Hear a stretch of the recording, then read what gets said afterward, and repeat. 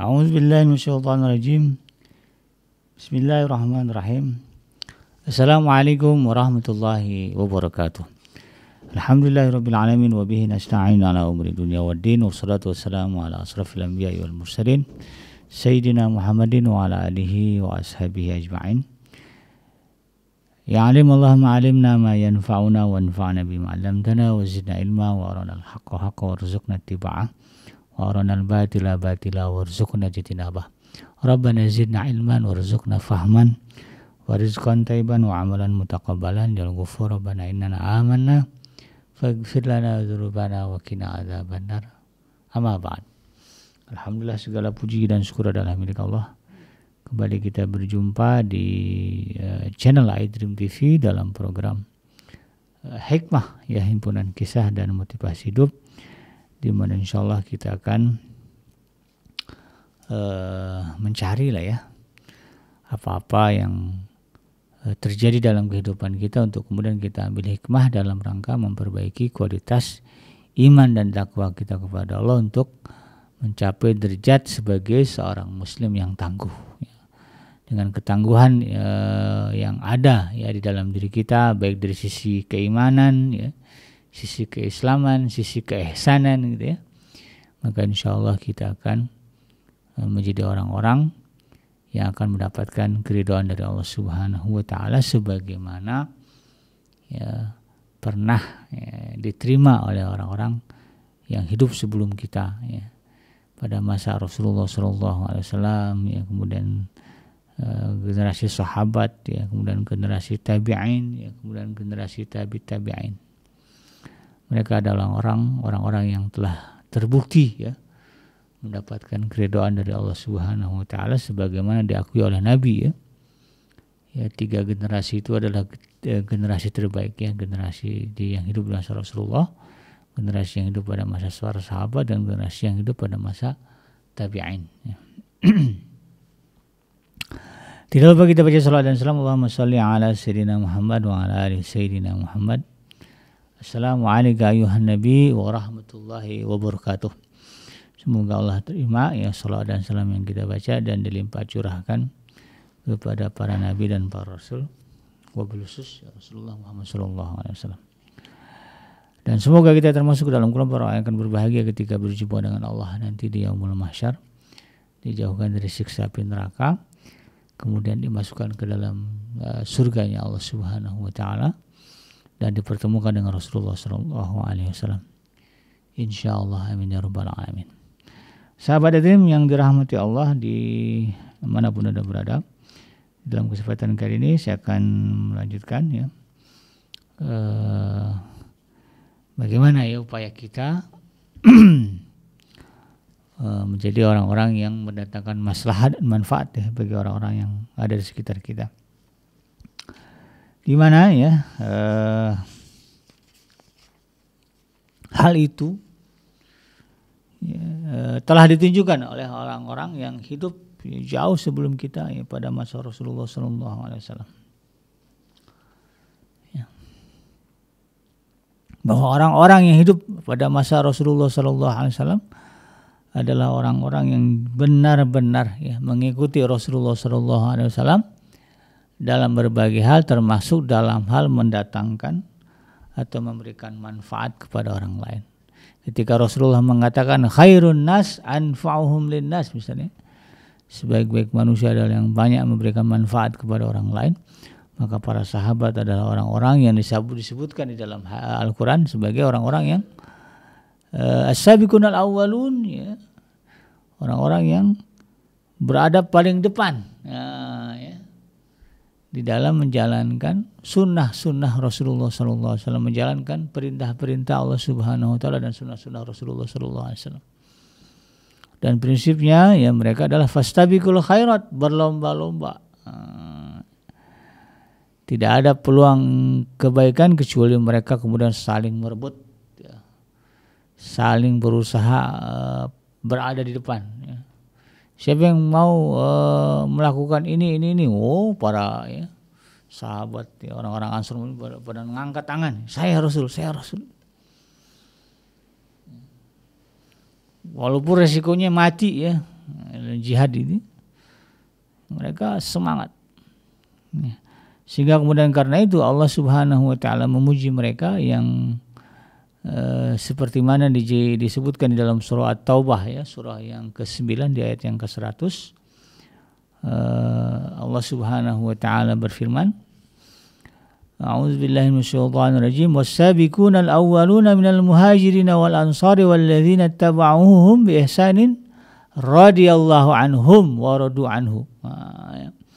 Dan orang-orang yang terdahulu ya, lagi yang pertama-tama masuk Islam ya, artinya ya, generasi ya di zaman Rasulullah sallallahu alaihi wasallam itu ya. Minal muhajirin wal ansar, baik itu dari kalangan orang-orang muhajir yang berhijrah ya dari Mekah ke Madinah, dan juga dari orang-orang ansar ya, atau penduduk yang berada di Madinah ya. Dan Allah ya membuka peluang juga untuk kita untuk meraih kemuliaan yang sama. Apa disebutkan di sini ya, di dalam ayat ini, wallazina tabauhum ya, dan juga mereka ya yang mengikuti mereka ya, orang-orang Ansar dan orang-orang Muhajirin ya, bi ihsanin, di dalam kebaikan.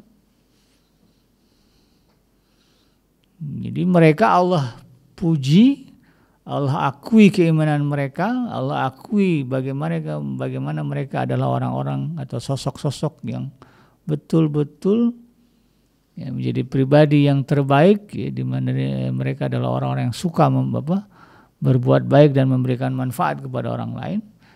Maka karena itu kemudian Allah meredoi mereka ya, sebagaimana disebutkan di dalam ayat ini, radhiyallahu anhum wa radu anhu, mereka mendapatkan keridhaan dari Allah dan mereka juga puas ya atas apa yang Allah berikan. Ya. Dan peluang itu juga Allah buka untuk orang-orang yang datang setelah orang-orang Ansor dan orang-orang Muhajirin, atau orang Muhajirin dan orang Ansor.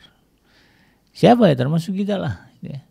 Kita juga bisa punya peluang untuk menjadi pribadi atau manusia yang paling baik. Ya. Sebagaimana yang Rasulullah katakan, khairun nas. Gimana caranya? Ya, itu tadi ya, berjibaku, berlomba-lomba ya, semangat ya di dalam melakukan kebaikan atau memberikan manfaat kepada orang-orang yang ada di sekitar kita, dan meminimalisir mudarat ya yang timbul dari tangan kita kepada orang lain. Nah, itu yang orang sebut orang Islam itu ya, kata Rasulullah ya, yang tangan ya dan mulutnya bisa terjaga sehingga tidak menyakiti sesama muslim. Itu disebut sebagai seorang muslim. Ya. Jadi Allah sebutkan di ayat ini ya, radhiyallahu anhu wa radu anhu ya, di dunia mereka mendapatkan keridhaan Allah, mereka juga puas ya, mendapatkan kebahagiaan dari Allah Subhanahu wa taala. Dan Allah katakan apa? Wa'adda lahum jannatin tajri tahtahal anhar. Dan kemudian Allah menjanjikan ya, dan Allah menjanjikan kepada mereka surga yang di bawahnya mengalir sungai-sungai ya. Khalidina fiha abada, mereka akan kekal di sana selama-lamanya, tidak berujung ya. Tidak ada endingnya. Dzalikal fawzul azim, itulah kata Allah kesuksesan yang hakiki. Ya, kemenangan yang hakiki, kebahagiaan yang hakiki. Hari ini kita lihat orang berlomba-lomba ya mencari kebahagiaan dengan mengumpulkan harta. Ya, enggak peduli halal haram, enggak peduli korupsi ya, enggak peduli riba atau bukan. Berjibaku gitu kan untuk mendapatkan harta, memperbanyak harta. Ya, sehingga kemudian disebut sebagai orang sukses. Padahal kata Allah, kesuksesan yang hakiki, kesuksesan yang sebenar-benarnya adalah akan kita lihat dan kita rasakan setelah kita melewati alam dunia ini. Ya, ke surga apa ke neraka, itu aja lah. Ya, kalau ke neraka, walaupun di dunia dia orang kaya, punya jabatan tinggi, ya, orang nomor 1 katakanlah ya di sebuah negara. Tapi ketika kalau nanti di akhirat masuk ke dalam neraka, mereka bukanlah orang yang sukses, mereka bukanlah orang yang bahagia ya, tapi sebaliknya mereka adalah orang-orang yang gagal ya, orang-orang yang sengsara ya di akhirat nanti. Nah, ini yang kemudian kita harus paham.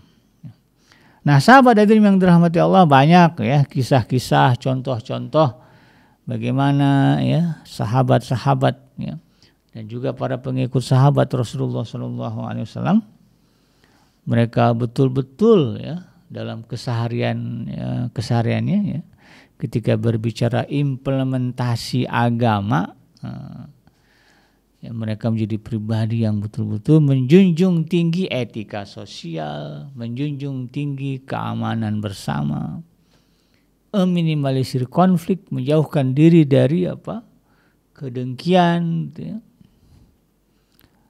Ya, jadi betul-betul menjadi pribadi-pribadi yang religius. Ya. Sekarang ini ada namanya ada riset yang menyebutkan bahwa ternyata indeks Islamic City kalau nggak salah itu ya, bahwa ternyata ya kota-kota yang boleh dikatakan sebagai kota yang Islami ternyata bukan berada di negara-negara atau di kantong-kantong mayoritas Muslim. Justru kota-kota dengan indikator ya seperti kota-kota yang Islami gitu ya, betul-betul terasa implementasi nilai-nilai keislaman nih dari segi keamanan ya, nggak ada yang menyuri gitu ya, ketertiban, nggak ada yang memotong antrian, kebersihan, nggak ada sampah gitu. Itu kan ajaran Islam ya. Ternyata itu ya berada di negara-negara non-Muslim kebanyakan, ya, mayoritasnya. Sementara negara-negara dengan penduduk Muslim mayoritas ya, itu belum ada ya kota yang bisa menggambarkan seperti itu. Ya simpelnya lah kalau kita perhatikan ya, saya punya tetangga yang lama di Jepang, dia akui ya Jepang itu tinggal syahadat aja ya, maka sempurnalah sudah ya dia menjadi sebuah negara yang disebutkan sebagai negara baldatun tayyibun ya, baldatun tayyibatun wa rabbun ghafur gitu. Karena itu tadi ya, nilai-nilai keislaman sebetulnya sudah terlihat ya, bagaimana tertibnya mereka, bagaimana bersihnya, bagaimana amannya, bagaimana kehidupan sosialnya. Di Eropa juga banyak sama ya negara-negara yang seperti itu, ya, di New Zealand, di Kanada misalnya. Tapi di Pakistan misalnya ya, orang-orang masih banyak tuh orang-orang Islam itu yang kencing di jalanan. Nah, di kita juga banyak yang kadang-kadang ya, kebelet kencing, maaf ya, kadang-kadang turun aja di mobil kencing di jalan. Padahal kan dalam Islam itu nggak ada begitu deh, tidak diajarkan. Ya. Wah justru yang ada menjaga kebersihan. Ya. Nah ini yang kemudian kita harus pahami. Makanya ini para santri ya tunjukkanlah bahwa Islam itu betul-betul diimplementasikan dengan baik dalam kehidupan sehari-hari. Ya. Kalau di pesantren, jadikan pesantren sebagai tempat terbaik ya, dari berbagai sisi, keamanan tempat yang paling aman ya. Apalagi ya bersih, tempat yang paling bersih. Kadang-kadang saya miris juga ya, banyak pesantren begitu kita masuk kotor berantakan ya. Santrinya pada budugan kadang-kadang ya, korengan ya. Saya ngerasain lah ya. Miris juga itu. Jadi nggak sejalan antara semangat keislaman dengan praktek implementasinya. Ini yang kemudian menjadi PR kita bersama ya. Yang kita tunjukkan lah ya kepada dunia. Sebetulnya kalau guru saya simpel jawabannya. Dulu saya pernah ditanya juga, kenapa sih Kiai Ustadz ya? Negara-negara Islam ya, itu katakanlah kalau sekolah Islam ya, dari segi fisik gitu kan, kerapihan, kebersihan, keamanan ya kalah dengan sekolah-sekolah non-muslim atau sekolah umum. Orang pesantren ini terkenalnya dengan joroknya kadang-kadang gitu ya. Nggak semua lah ya, tapi ada yang begitu. Kok bisa begitu? Oke, saya gampang jawabannya. Kalau menurut kamu ya, ini ada masjid, ini ada bar ya, atau pub ya. Kira-kira setan perginya kemana? Waktu itu saya jawab ya ke masjid lah Ustadz. Ya ke pub ya atau ke bar gitu kan. Oke, saya nanya, emang ngapain dia ke sana? Orang udah pada maksiat gitu. Ya nggak mungkin dia ke sana gitu kan. Justru dia pergi ke masjid ya, supaya orang dari masjid pergi ke pub, pergi ke bar. Kalau ada sekolah Islam ya ada pesantren, ada sekolah sekolah biasa, sekolah umum, atau katakanlah sekolah yang kalau orang-orang non muslim gitu. Maka setan itu akan tumplok di sekolah Islam. Nah, gitu ya. Karena dia berusaha supaya kemudian itu tadi image-nya jelek, kotor, sehingga orang nggak mau lagi ke sekolah itu. Padahal di sekolah itu diajarkan agama yang benar. Logisnya ya seperti itulah. Tapi tentu di luar itu ya itu kan tidak bisa tidak bisa dipandang sebagai sebuah jawaban yang bisa diterima itu kan. Ketika kita mengatakan apa sih kotor begini, ya setan kan turun kepada kami, ya nggak begitu juga itu ya. Justru kita tunjukkan bahwa kita adalah muslim yang taat, muslim yang baik, yang kemudian bisa mendatangkan maslahat dan manfaat bagi di sekitar kita, sebagaimana yang Rasulullah contohkan. Rasulullah itu kan rahmatan lil alamin ya, semua merasakan kebaikan dari Rasulullah SAW. Nah, diriwayatkan oleh Imam Al-Baihaqi dan juga At-Tayalisi ya, dari putri Habab radhiyallahu anhu, bahwa ia membawa seekor kambing ya, kepada Nabi Muhammad SAW, kemudian beliau menambatkan dan memerah susunya. Jadi ini putri ya, putrinya Habab ya. Habab ini sahabat Nabi Muhammad SAW. Jadi putri Habab ini datang satu ketika bawa kambing, lalu kemudian dia perah susunya. Karena di zaman Rasulullah itu susu kambing itu nomor wahid ya, sebagai konsumsi utama ya, minuman terbaik. Dia peras, lalu kemudian dia berkata, berikan bejana yang kalian yang paling besar. Maka kami membawakan baskom besar, kemudian beliau memerah susu ke dalam baskom besar itu hingga penuh dan berkata, minumlah kalian dan tetangga kalian juga. Jadi Nabi datang, ya, putrinya Habab bawa kambing ke tempat Nabi. Nabi peras, lalu kata Nabi, coba ambil baskom yang paling besar. Dibawain ya sama para sahabat, ya, sama yang ada di situ, baskom gede. Nabi kalau meras itu ya, masya Allah ya, di luar nurul, di luar nalar gitu ya. Walaupun kambing kecil gitu, kalau Nabi yang meres susunya bisa banyak. Nah, tangan Nabi itu berkah, masya Allah. Ya. Ini kalau Nabi meludah saja, sahabat udah siap nampung itu. Jadi biasanya ludah Nabi itu ya, itu diusap ke badan, yang sakit sembuh. Ya. Sayyidina Abu Bakar ketika dipatuk ya binatang berbisa di dalam di gua itu kan, ketika dalam proses perjalanan ya hijrah dari Mekah ke Madinah itu kan, banyak riwayatnya masyhur ya. Sayyidina Abu Bakar itu menahan sakit ya, karena digigit binatang berbisa. Ada yang menyebutkan kalajengking, ada riwayat menyebutkan ular gitu. Intinya binatang berbisa sampai Sayyidina Abu Bakar itu nahan keringat ya, karena Rasulullah tidur di pangkuannya ya. Kepala Rasulullah itu ada di pahanya Sayyidina Abu Bakar, sementara paha beliau itu digigit binatang berbisa. Beliau tahan ya, karena kecintaan kepada Rasulullah, jangan sampai Rasulullah bangun karena beliau sedang istirahat. Mahabbahnya Sayyidina Abu Bakar ya luar biasa. Karena Sayyidina Abu Bakar itu ya, kedudukannya sangat mulia ya. Dia tahan itu sampai kemudian keningnya ya mengkerut di dalam riwayatnya gitu ya.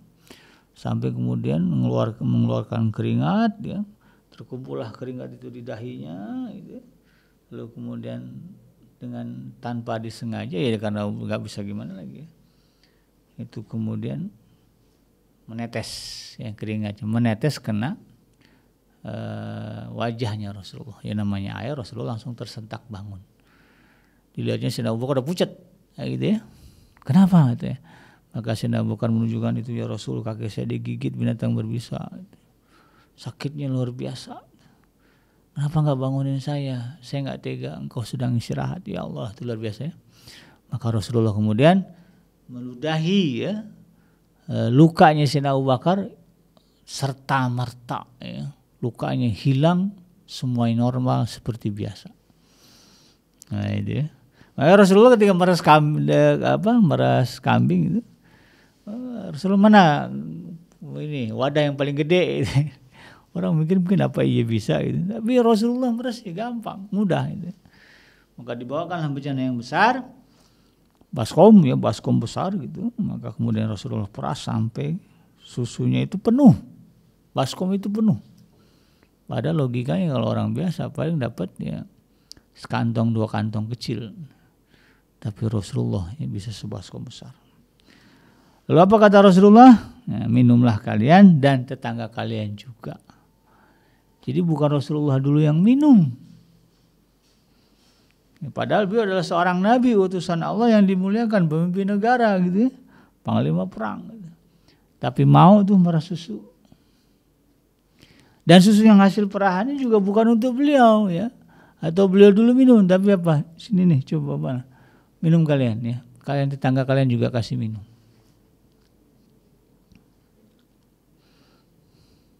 Ya. Sampai seperti itu. Itu Rasulullah semangatnya.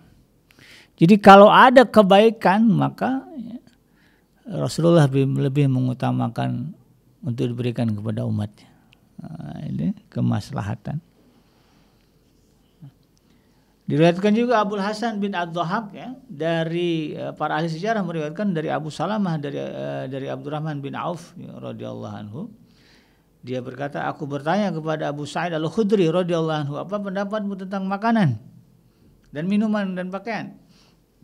Maka ia menjawab, apa kata Abu Sa'id ya? Wahai ponakanku, makanlah karena Allah. Minumlah karena Allah, berpakaianlah karena Allah, dan naikilah hewan tunggangan karena Allah. Karena semuanya itu bisa dimasuki oleh hawa nafsu dan perasaan ingin disanjung. Atau ingin membanggakan diri, riya atau sum'ah, maka itu adalah maksiat dan perbuatan melampaui batas. Kamu bisa mengobati itu, kata Abu Sa'id Al-Khudri ya. Mengobati itu semua di rumahmu dengan cara melakukan khidmat. Ya, sebagaimana yang dahulu dilakukan Rasulullah SAW. Kata Abu Sa'id apa? Beliau memberi makan hewan tunggangannya sendiri. Beliau menambatkan untanya sendiri, membersihkan rumahnya sendiri, memerah susu kambing sendiri, menjahit sendal sendiri, menambal pakaian yang robek sendiri, makan bersama dengan khadimah yaitu para pembantu gitu ya. Bersedia menumbuk gandum apabila pembantunya meminta tolong kepadanya, membeli kurma di pasar, tidak malu menyinjing kurma dengan tangannya atau menaruhnya pada ujung baju ya, begini ya, Masya Allah ya Rasulullah, baju itu taruh kurma ya.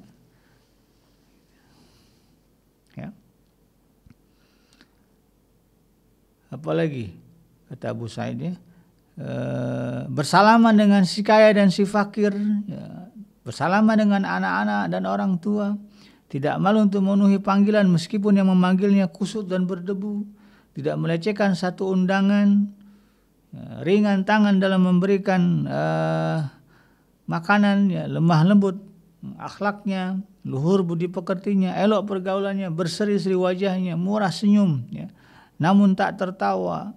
Kan kadang-kadang kalau tertawa itu kan dianggap ada juga tertawa yang seolah-olah dianggap melecehkan. Tertawa yang tidak pada sempatnya itu bisa dianggap melecehkan kadang-kadang. Saya pernah ngalamin itu juga ya. Dimarahin orang gara-gara tertawa.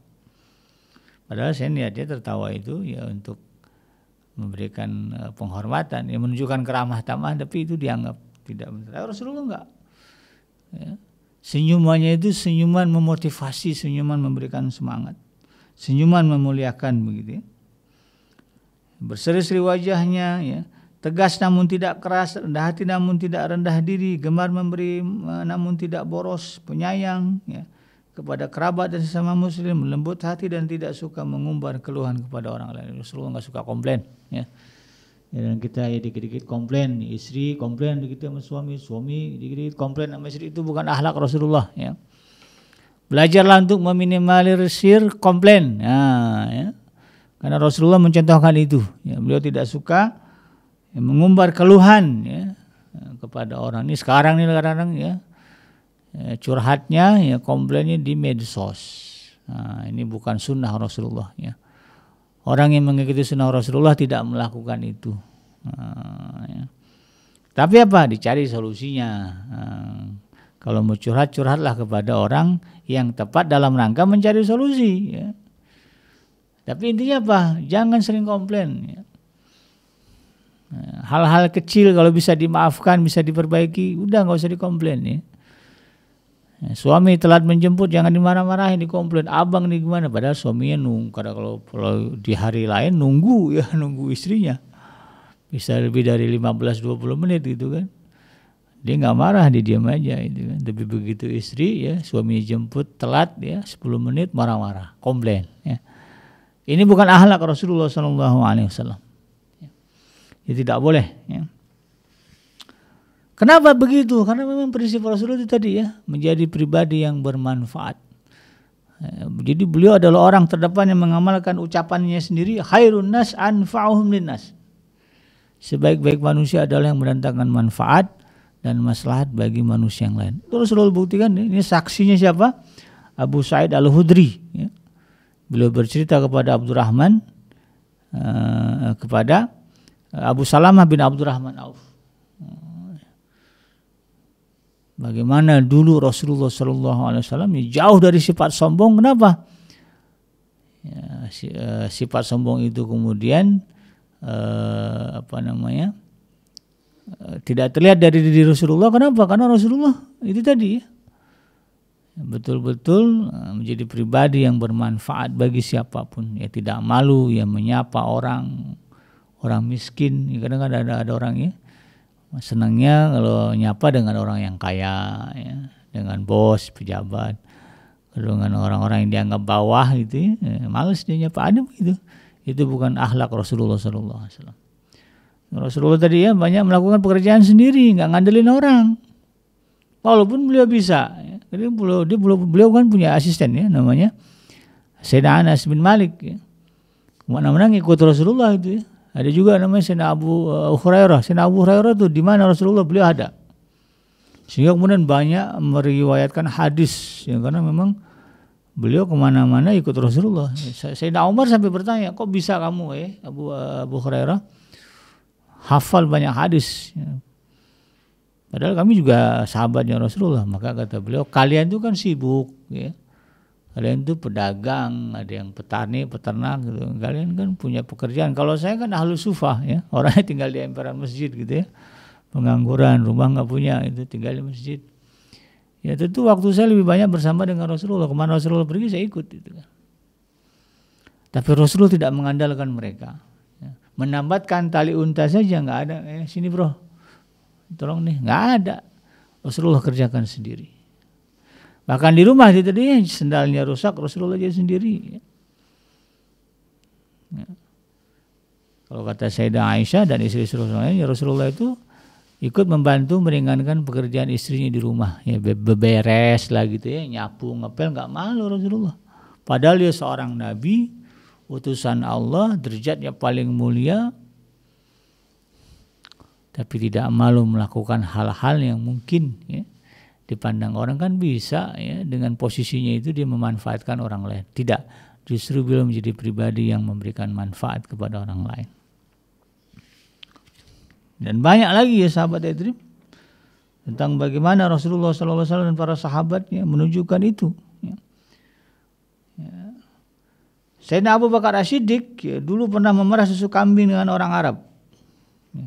Kemudian ketika telah menjadi khalifah umat Islam, maka salah seorang budak perempuannya berkata, sekarang ia sudah tidak pernah memerah susu kambing lagi. Lalu kemudian Abu Bakar mengatakan, benar, sesungguhnya aku benar-benar berharap bahwa kondisiku sebagai khalifah tidak mengubahku dari sesuatu yang dahulu telah aku lakukan. Kebiasaan orang-orang Arab zaman dulu adalah lelakinya yang suka memerah susu kambing atau binatang ternak lainnya gitu ya. Dan apabila yang memerah susu adalah perempuan, maka dianggap aib. Karena itulah kemudian para pelopor kebaikan di kalangan sahabat yang meneladani Nabi, mereka senantiasa memerah susu hewan ternak untuk para wanita yang tinggal pergi suami-suami dalam perjalanan jauh atau urusan lainnya. Jadi Sayyidina Abu Bakar ya, walaupun sudah jadi khalifah, tetap ya, membantu ya. Itu tadi ya, wanita-wanita yang suaminya lagi pergi ya dalam urusan negara itu. Mereka punya keperluan juga itu kan, minum maka itu susunya susu kambing mereka tuh yang meras ya Sayyidina Abu Bakar. Enggak malu Sayyidina Abu Bakar. Tahu si suaminya pergi nih lagi urusan negara gitu kan. Ada ekspedisi pasukan. Sayyidina Abu Bakar datang. Mana kambing kamu kumpulin sini? Nah, beliau bantu peras. Padahal dia khalifah. Ada juga ya, dahulu Umar bin Khattab senantiasa memberikan minuman kepada janda-janda di malam hari, janda tua ya di sini. Bukan janda muda ya. Dia keluar bersama Talha bin Ubaidillah untuk mencari janda yang akan dibantunya. Lalu kemudian dia menghentikan Talha dan masuk ke sebuah rumah milik wanita di Madinah, dan hal itu membuat Talha bimbang. Lalu ia memutuskan untuk mendatangi rumah yang dimasuki Umar pada siang hari tadi. Kemudian dia mendapati seorang nenek tua yang sedang duduk, dan ia pun bertanya kepadanya, apa yang telah diperbuat oleh seorang lelaki yang menemuimu tadi malam ya? Nenek itu menjawab, ini sejak saat itu ia senantiasa membawakanku apa yang membuatku lebih baik dan mengeluarkanku dari rasa sakit ya. Artinya betul-betul dilayanin, dibantu ya. Nenek perlu apa gitu kan, ini dikerjain beresin sehingga dia merasa nyaman. Ini jadi janda tua ya, bukan janda muda. Ya, diriwayatkan oleh Imam Al-Baihaqi dari Ibnu Abbas radhiyallahu anhu bahwa saat itu Ibnu Abbas sedang beriktikaf ya di Masjid Rasulullah. Nah, lalu kemudian datang beberapa orang lelaki yang memberi salam kepadanya dan duduk. Ibnu Abbas lalu kemudian bertanya kepadanya, "Wahai fulan, aku melihatmu dalam kondisi yang teramat sedih." Ya, lelaki itu menjawab, "Benar wahai sepupu Rasulullah, ya, aku harus menunaikan hak si fulan. Namun demi kehormatan pemilik kubur ini," maksudnya Rasulullah SAW, "aku tidak mampu." Maka Ibnu Abbas bertanya kembali, "Apakah aku harus berbicara dengannya untukmu?" Lelaki itu menjawab, "Jika engkau berkenan." Kemudian Ibnu Abbas segera memakai sandalnya dan keluar dari masjid. Lalu lelaki itu bertanya kepadanya, "Apakah engkau lupa bahwa engkau sedang beriktikaf ya?" Ibnu Abbas menjawab, "Tidak, akan tetapi aku mendengar pemilik kubur ini," maksudnya Rasulullah, sampai beliau meneteskan air mata. "Siapa yang berjalan untuk memenuhi hajat saudaranya saya itu lebih baik ya daripada itikaf selama 20 tahun. Dan siapa yang beriktikaf satu hari untuk mengharapkan ridha Allah, niscaya Allah memisahkan antara dia dan neraka dengan 3 parit yang jaraknya lebih jauh dari ufuk barat dan ufuk timur."